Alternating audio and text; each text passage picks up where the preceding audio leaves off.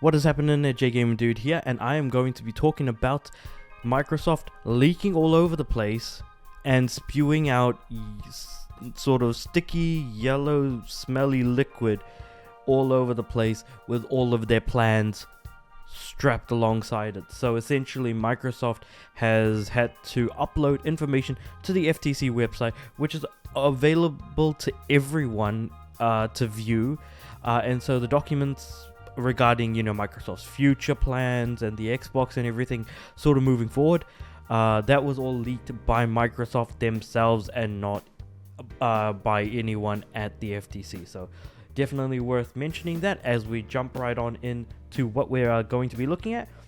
So first and foremost, this is going to be the new Microsoft diskless Xbox Series X. So instead of a cubicle monolith, we have an Alexa speaker. Yeah, take that for what it's worth. Though there are, again, as some people may have talked about already on the YouTubes and made videos about this, there are a few things that really, let's just say the wording on some of these things just isn't great.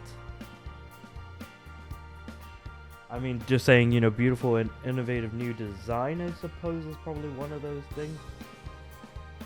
But the fact that it's diskless is probably one of the most annoying things about it. But yeah, apparently, here we go. So yeah, it's called the Brooklyn, which is the Xbox Series X refresh, the most powerful Xbox ever, now adorably all digital. I hate the whole all digital future, but I guess it's coming no matter how much we want to fight it. So now there is also the whole thing about a bunch of Bethesda games that are going to be coming out soon, namely an Elder Scrolls 4 Oblivion remaster, a Fallout 3 remaster. I actually played Fallout 3 last year, so that's interesting to see. A new entry in the Doom franchise, which I think was called Doom Day 1.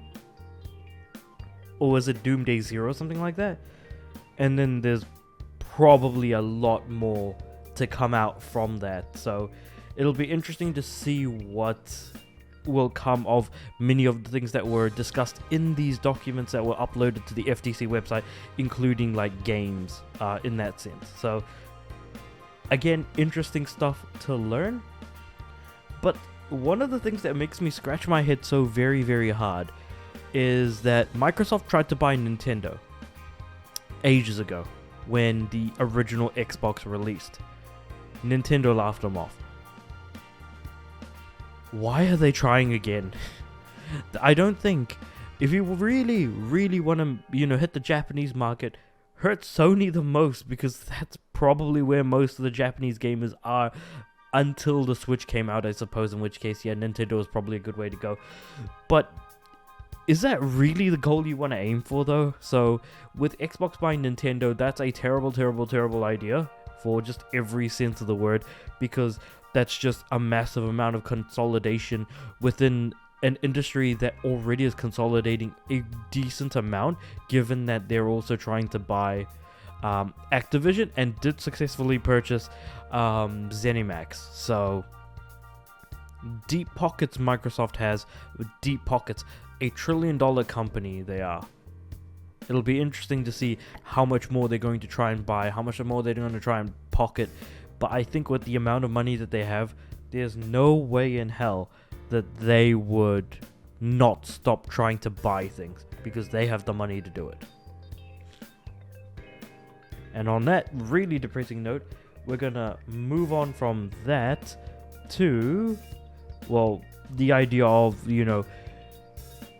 essentially trying to increase the amount of, rather than people using Xboxes, for their Xbox to be more of a platform across multiple platforms. So using the cloud infrastructure, using things like xCloud, using Play Anywhere on PC, and increasing those numbers of people essentially. Which is something that Microsoft is definitely aiming for. How viable that will be, we really could not be more sure about. But yeah, the fact that they're no longer printing games on discs anymore, even though they do sell you a disc, which is incredibly stupid, but it is what it is. They've done that for Halo Infinite. They did that for the most recently released Starfield. Why they're not printing the whole game on the disc boggles my mind, but who knows where they're going with all of this.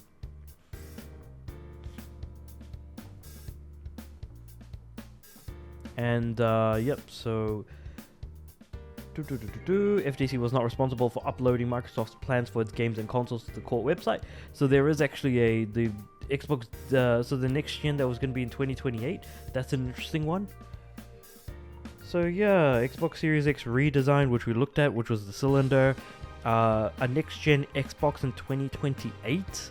That's going to be interesting to see. I wonder if the PS6 is going to be around that time. But it feels insane to think that we're almost, if not at the halfway point of this console generation. And that seems insane because it feels like it only came out just yesterday. But then I feel like after the age of 20, the passage of time genuinely just feels like more of a flat circle.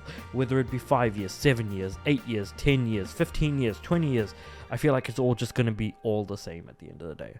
Not much is going to change around that age.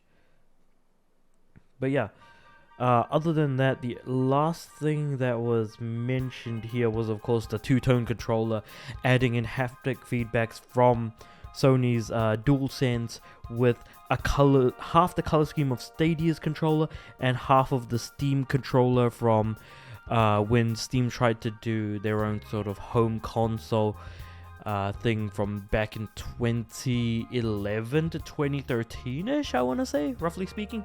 So if you don't remember about the whole sort of Steam console, that was a very interesting look back, and I might actually make a bit more of a discussion video around it. But yeah, so these were just kind of like a few of the small things that had been discussed regarding, the whole landscape of Xbox's information being leaked out by Microsoft themselves through the FTC website because of this whole mess going on with in regards to the whole court case between Xbox and the FTC, Microsoft and the FTC. So it'll be, again, fascinating to see how things go. This is the Verge article by Tom Warren, so definitely do check that out. It does actually consolidate a decent amount of information in a singular page, so highly do recommend checking that out. But yeah, let me know what you guys think about all of these plans that I've just kind of spat out into your face with not much direction to go off of, because that's kind of, I guess, what the whole idea of leaked documents is. It can give you a decent idea looking at it, but at the same time, it's kind of like, what would their actual course of action had been? Now, Phil Spencer has come out and said that they've changed their plans since, but it's really just a matter of time to see whether or not that actually is the case. So with all that said and done, let me know what you guys think about Xbox's plans, how insane it is that they tried to buy Nintendo, your thoughts on the design of this controller, or just the fact that the next gen Xbox might be coming out in 2028, or that the Xbox Series X refresh looks like an Alexa. But with all that said and done, comment below on whatever you like in the comments below. Like the video if you like the sort of very rushed through breakdown, and of course subscribe to the channel. I'd like my videos to go out to more people, and I'm also aiming for 100 subs by the end of the year, and I do upload daily. So with all that said and done, I'll see you guys tomorrow.